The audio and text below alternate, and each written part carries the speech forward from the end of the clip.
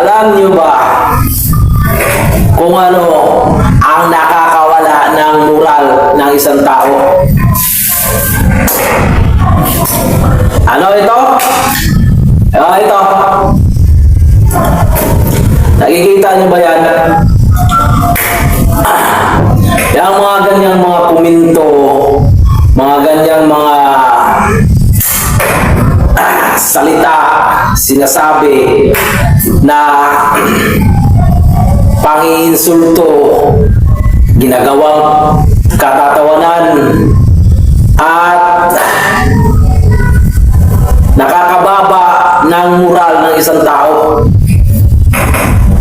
Na ganitong mga klaseng tao na hindi marunong magbigay kahit kunting respeto man lang sa sarili nating kadugo na Pilipino.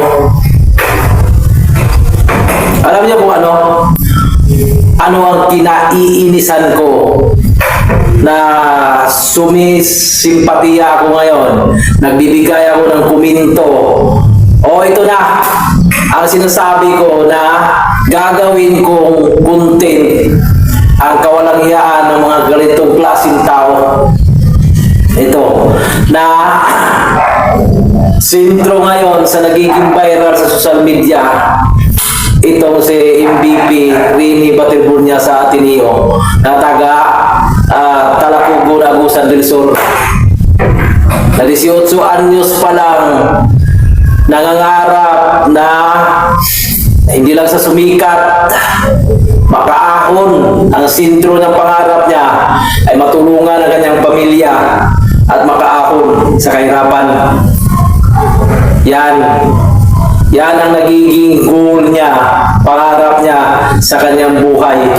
Kaya siya nakipagsapalaran sa Maynila at pumapasok siya sa Ateneo. Dahil nga, MVP, kinuha siya. Ngayon, kasama na din yun, pag-aaral at paglalaro. Kasi nga may potensyal, magaling, mataas, matangkad. Pero alam nyo, hindi ko talaga maintindihan na dapat sana magbigay tayo ng simpatiya, hindi lang simpatiya, pagdalamhati. Kung nanay man tayo at magulang man tayo, kung kapatid man tayo, kung anong klase tayong status sa pamilya natin, dapat isipin natin, tama ba ang nagiging desisyon natin sa sarili na i-apply natin ang salita na yan